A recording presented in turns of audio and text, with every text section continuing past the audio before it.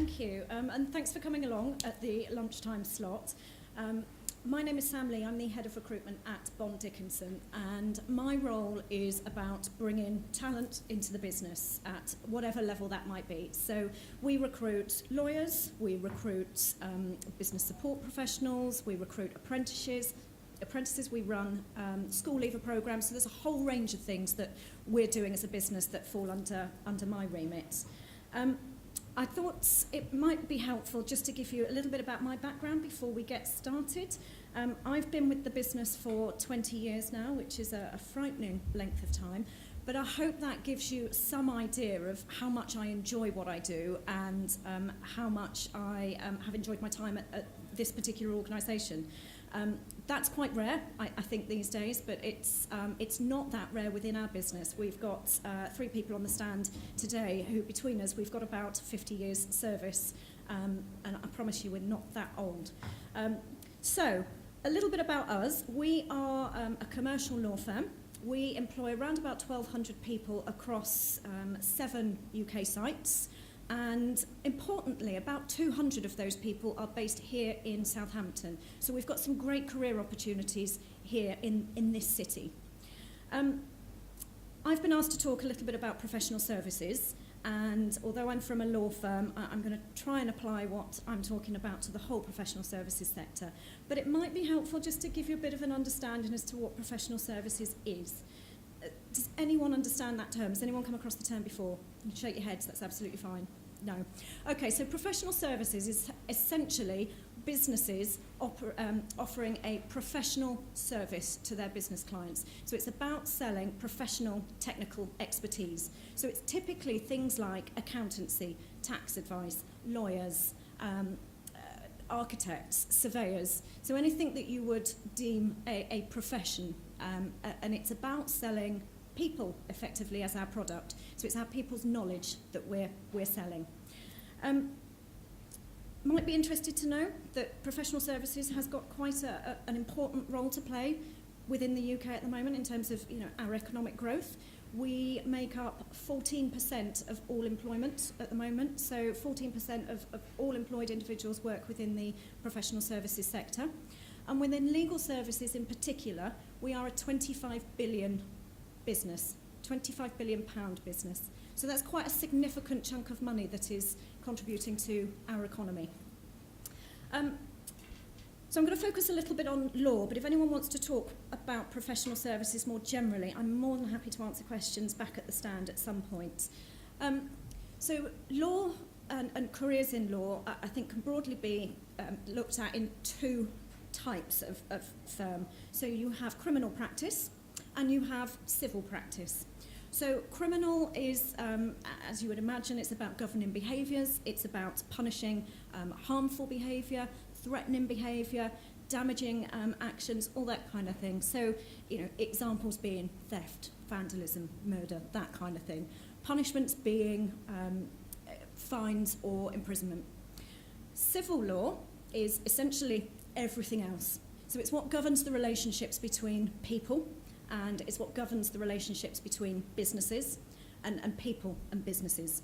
And that's what my business does. That's what that's the sphere that we operate within. So examples of civil law are things like contract law, so buying and selling something, family law, which is a broad range of things, but typically getting divorced, that kind of thing, and property. So it's about buying and selling properties, houses, land, and civil disputes, which are typically about money. Lawyers, we use that term very broadly, fall into 2 camps. So you have barristers. So I guess for barristers, think Rumpole of the Bailey, that's aging me far too much. For solicitors, think Harvey Specter, Ally McBeal, again, I'm aging myself, but 2 very different types of profession, and they do very different things. So barristers will typically be self-employed, and they will be the individuals that you see standing up in courts. Now, typically they will practice criminal or commercial law, but very rarely do they do both. Solicitors are more likely to be employed by firms, so not self-employed, but they will work within law firms, and they are typically working directly for clients. So either individuals or large corporations, large organisations, and they will be the individuals that potentially instruct barristers to attend court on their behalf. So in a law firm, the modern role of a lawyer these days is definitely changing. From the time that I've been in the sector, which is well over 20 years now, it's a very, very different environment. Lawyers are about practicing law, so it is about offering specialist advice around contract, around resolving disputes, about buying and selling businesses, mergers and acquisitions. Typically in the corporate arena, that's what our lawyers are doing. But actually, it's much broader than that nowadays. Our lawyers are business people. It's not just about practicing the law. It's about really understanding your clients' professions and the sectors that they operate within, and it's offering them business advice within the confines of the law. Now, some of that is about the very technical stuff. Some of it is just good business advice, but it all comes under the umbrella of legal practice. Now, our lawyers, aside from doing the technical stuff, we have a lot of expectations on them as well. So it's not just about practicing the technical bit, it's about generating new business. So there's a lot of business development activities that our clients will be doing, and that's attending events, it's writing articles, it's attending seminars, those kind of things. It's about going out and building relationships with clients. So it's a very, very people-focused business that we operate within the law firm environment. We're also expecting our lawyers to be leaders of our business. So they are people managers. They're responsible for the development of their teams. So we have a number of entry-level programs, graduate programs, apprenticeship programs, and our lawyers are responsible for developing those individuals into great technical lawyers. So there's quite a broad variety of things that we're expecting our lawyers to do. It's not just about heading a book and interpreting the law. And I think that's what makes it quite interesting. Now, if anyone was here for the banking session a second ago, there were some comments about how the profession is changing and the new threats and the new challenges that we're facing.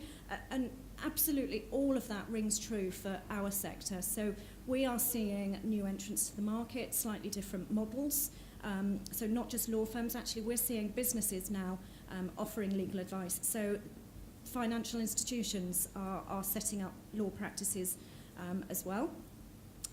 We are seeing a real march on technology at the moment. So artificial intelligence is a huge area for us at the moment. How we can do things differently and more efficiently for our clients through the use of technology.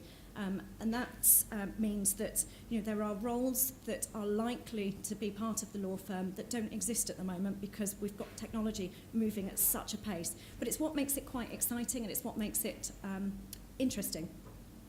So we've talked a little bit about the role of a lawyer. The skills that we're looking for our lawyers are varied. It's an intellectual career. It is academically quite challenging, so we are looking for individuals who are academically very able. But we're also looking for people who have a range of broader skills. So it's not just about the technical stuff. It's really important to us that we recruit people into our business who are great with people, who enjoy working as part of a team, who are capable of building great relationships with people, who are resilient, who are flexible, adaptable. So there's a whole range of skills there that we're looking for that any other employer is also looking for.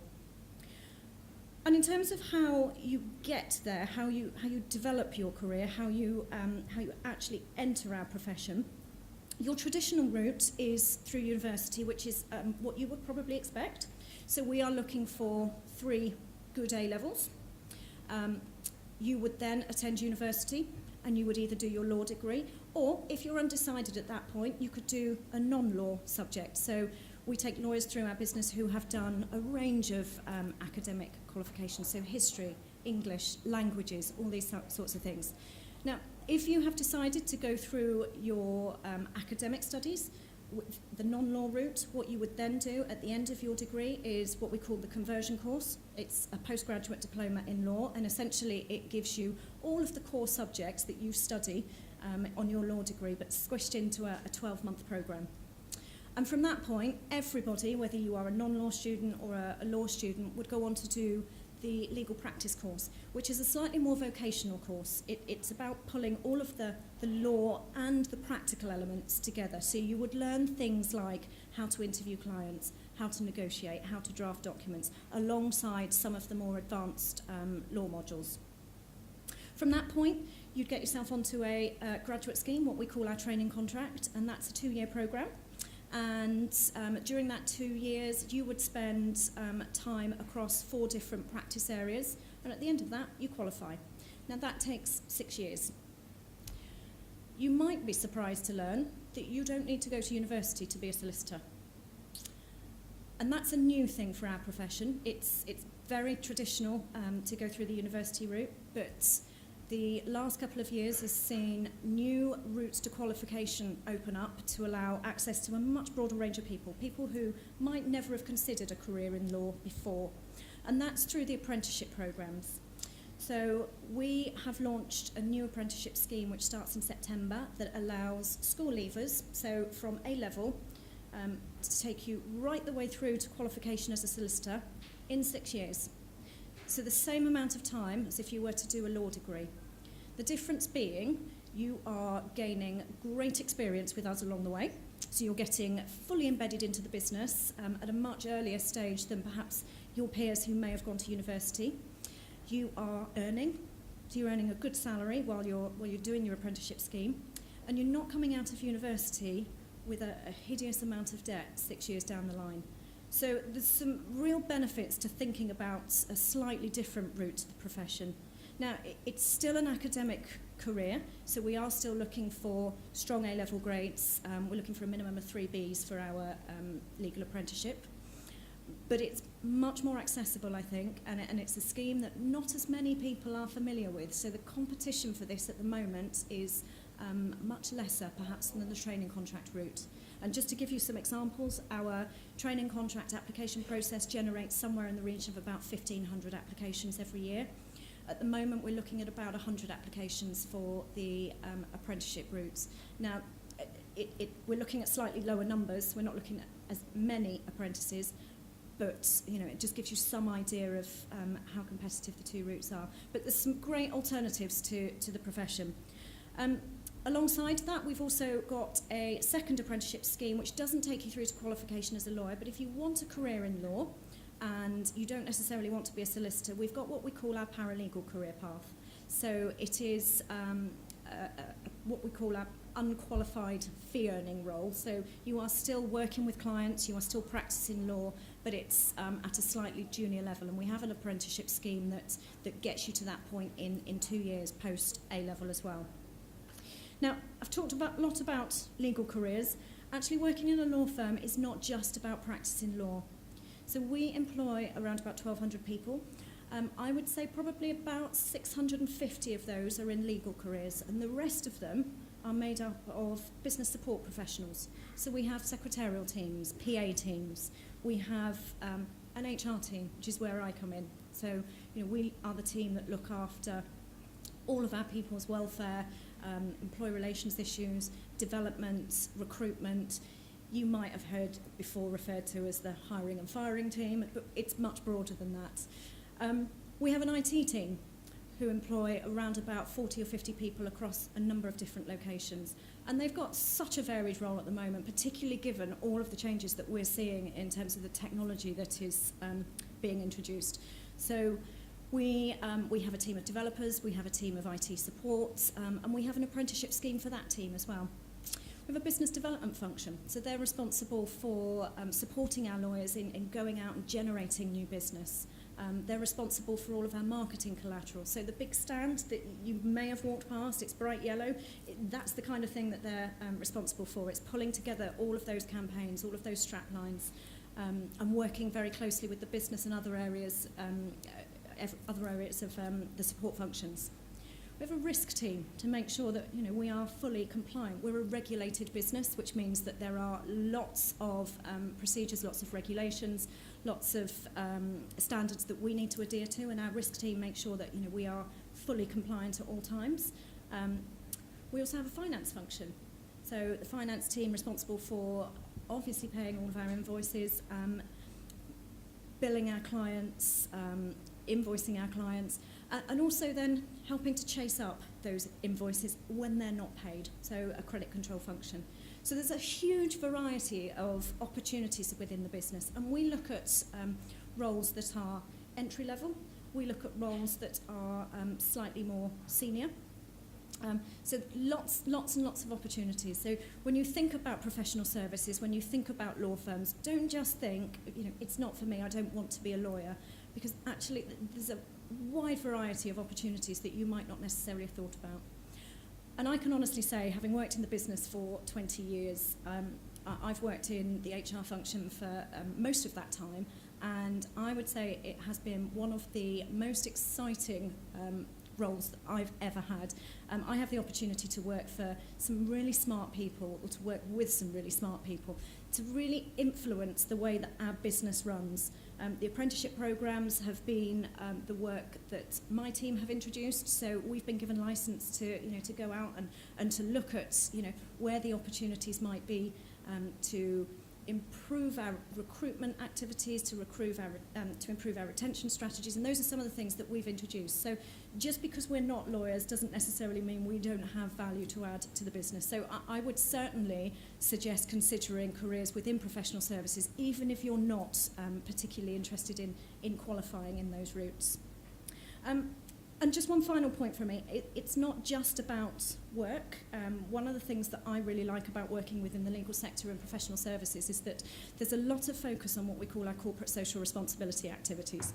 So you will find a lot of our lawyers and support staff dedicating time to community projects, to volunteering activities, to charitable initiatives. We've even had one of our apprentices do a skydive for our local charity in one of our other offices. And that's positively encouraged to the point where we give 2 days to everybody for volunteering activities. And that's on top of your holiday entitlement, which is already quite generous. So it's something that we feel very strongly about. We have a charity of the year for every location, and a lot of fundraising activities that are happening, and we really encourage people to get involved in that. And it also means that you're then given the opportunity to work with people who you might not necessarily come into contact with day to day. So you'll be working across different teams, different locations, and I think that's what keeps it interesting and exciting. Sorry, I said that was my final point. I have got one more final point, and this is my final point. We also run a school leaver program, which is not a recruitment process. It's not designed to feed into any job opportunities. It is just a school leaver program which is designed to give people a real insight into what the sector is all about. So it's a work experience program first and foremost, and we run that across all of our locations, and it's a week sat with any team that you are particularly interested in. So if it is a legal career you're interested in, then we'll place you with some of our lawyers.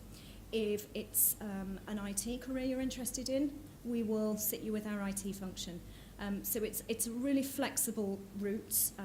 It's 4 days of work experience, and the first day we run as an insight day, which is an opportunity for you to come into the business, to hear a little bit about what we do and why we do it, but also we run some skill sessions with you. So we do some CV building, we give you some mock assessments. So if you are being invited to interviews or assessment processes, we've given you some of the insights into what organisations are looking for. So you've got an opportunity to practice that before you actually go to your live interviews, which we think's got a real value to you, even if you're not interested in applying to us for careers.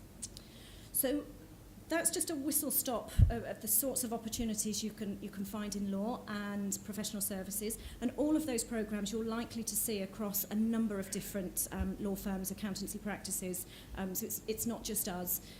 So I would encourage you to have a look at what's out there, have a look at the firm's websites, and if the school leaver programs are of interest to you, then obviously get applying. We are out there for the rest of the day, so if anyone wants to come and have a chat about careers in law or professional services, or you just want some insights into CVs and that kind of thing, we'll be more than happy to help you today. So thank you for listening.